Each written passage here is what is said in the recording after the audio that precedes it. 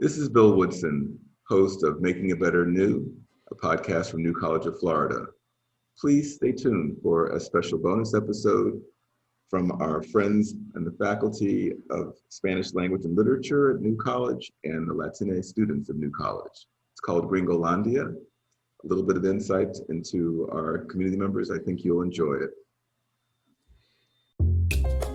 Bienvenidos to Gringolandia Chats, the show where we discuss all about the Latinx experiences here at New College of Florida and beyond. I'm your host, soy su anfitriona, Liz Mena. Welcome to the very first episode of Gringolandia. We're at a time where labels, terms, and pronouns are playing a huge role in identity. Yet, more specifically, we're seeing various groups of different identities use these labels as a way to carve their own space in society, whether it's to empower themselves or the people who share in the same community as them. Today we're joined by students from New College of Florida, and we'll be taking a deep dive into the discussion of what labels mean in our community. We will hear about what terms like Hispanic, Latino, Latina, and Latinx mean to them. The term Hispanic was institutionalized during the 1980 census. It was created as a way to gather people of various origins around a single term and identity that simultaneously set them apart from white. Although the term Hispanic unifies around 50.5 million people who live in the US, the word has faced vast criticism. Part of this is due to its colonial ties to Spanish colonizers and speakers, which excludes communities from Brazil and the Caribbean, who are non-Spanish speakers, as well as those communities in Spanish America that only speak in dialect. On the other hand, it includes people from Spain who speak Spanish but who are not part of Latin American ancestry. Hispanic, however, includes those who have a close relationship to cultures and countries from Central and South America as well as the Caribbean that use the Spanish language. Let's hear from Lucas, one of our novos who prefers the term Hispanic. I am Argentinian. My family is, at least. I was born and raised in Boca Raton, Florida, and so I am first-generation American. A very interesting experience.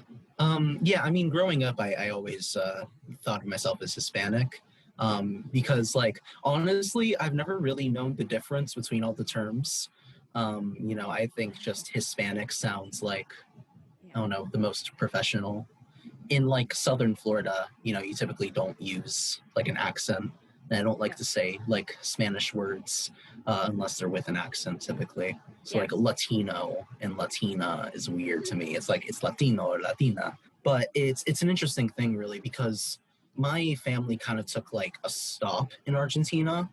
Okay. But it hasn't been there for very long. So I'm kind of Hispanic, okay. I guess. It's weird.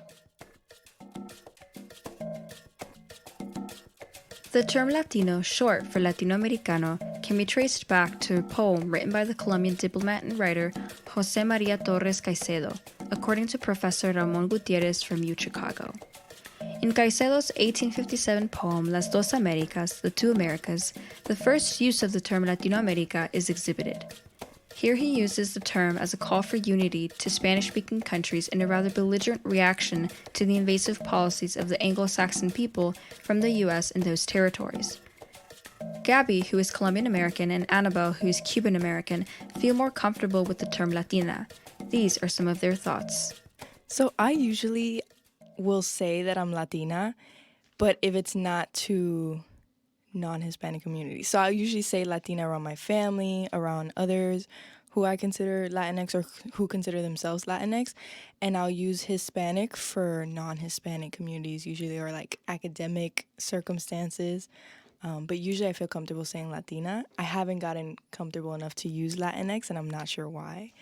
Personally, I feel more comfortable using Latina because I feel it's closer to my identity and who I am.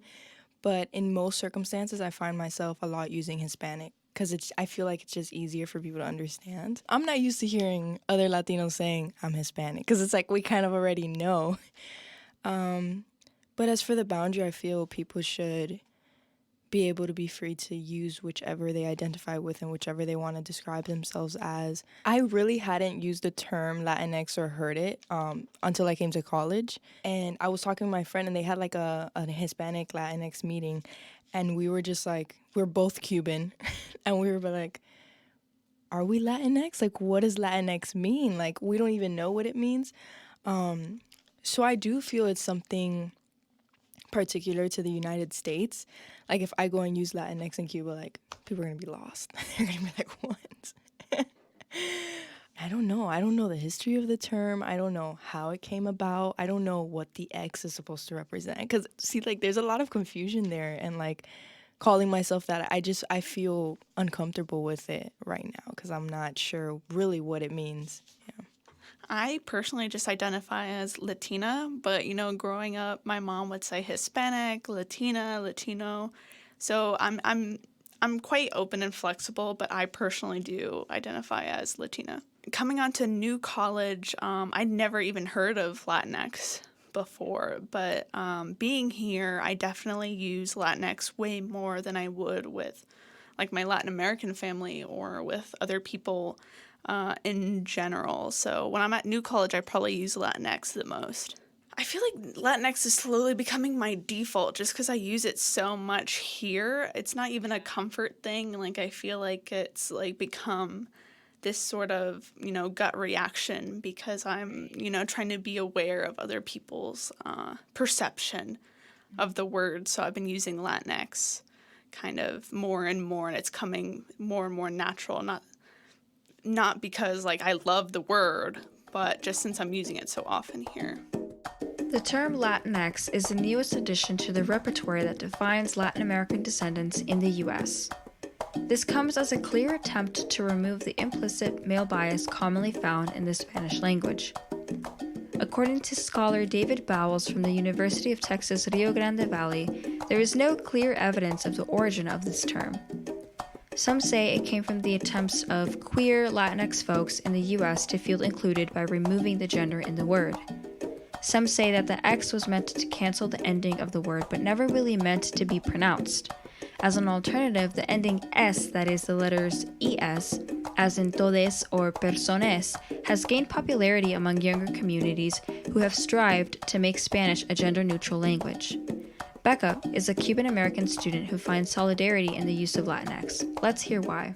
My mom's family is Cuban, so I got the Cuban on that side, and then my dad's family is like New England white is what I tell people. I was raised in Miami. Personally, I would usually say I'm like Latinx. It just feels more comfortable for me than anything else. Yeah.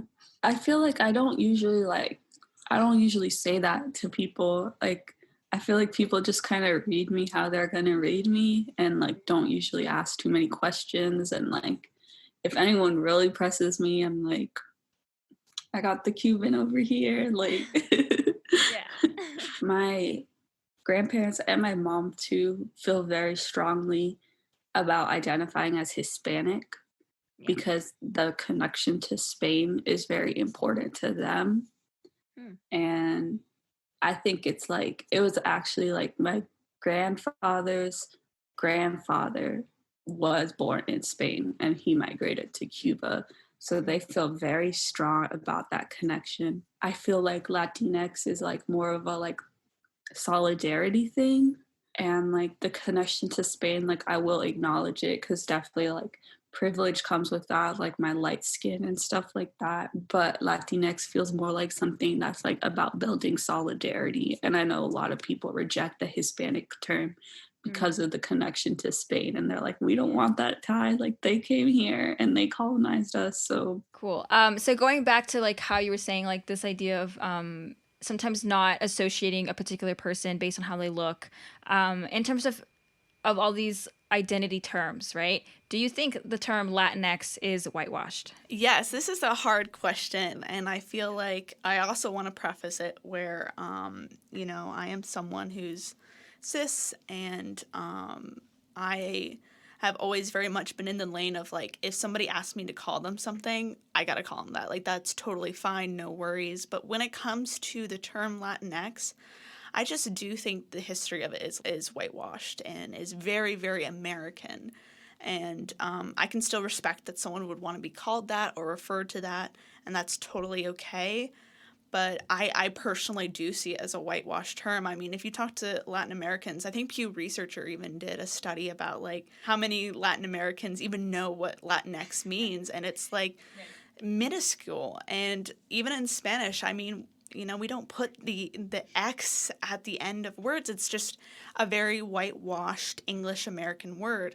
And that doesn't mean that it doesn't work for everyone, but it just does mean that, like, in the Spanish language, we have to be aware that that's not something that, you know, is going to carry the exact same weight as perhaps a different gender-neutral term. I've known people to start using Latine with an E, just so it fits in the Spanish language a little bit easier. But, yeah, I do think it's kind of whitewashed.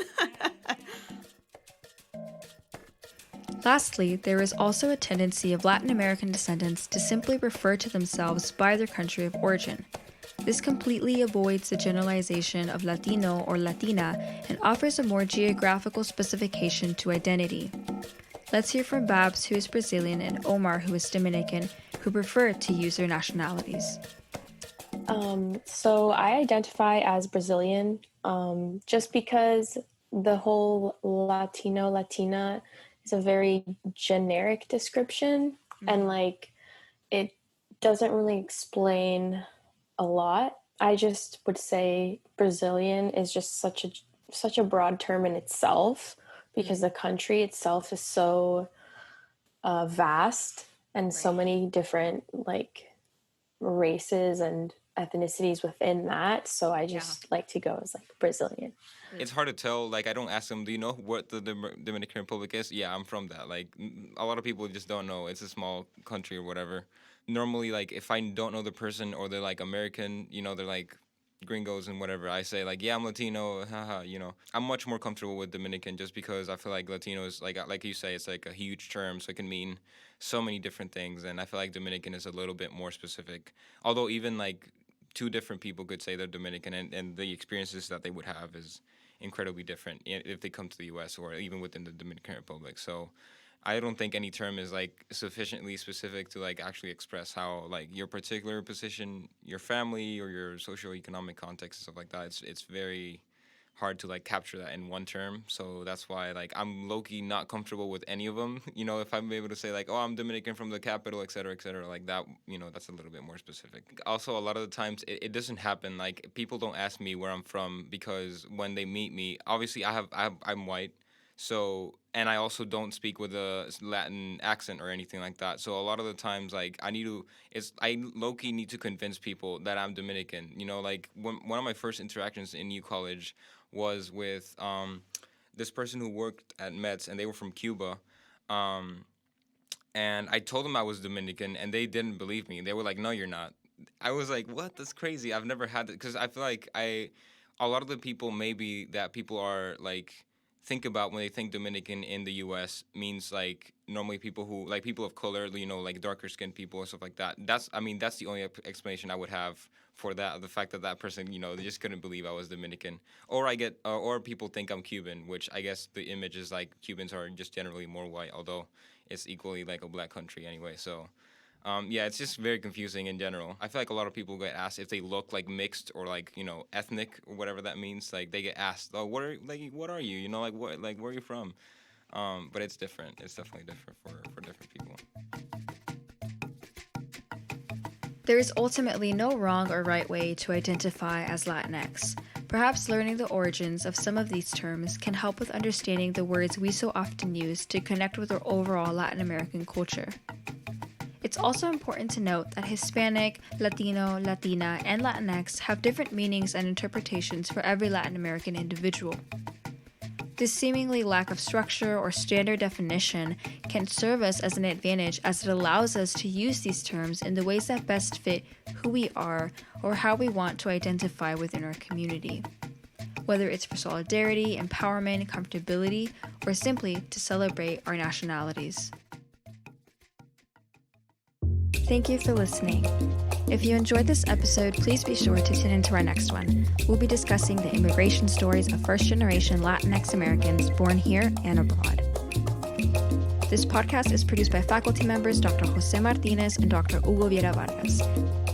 I'm your host y tu anfitriona, Liz Mena. Hasta la próxima.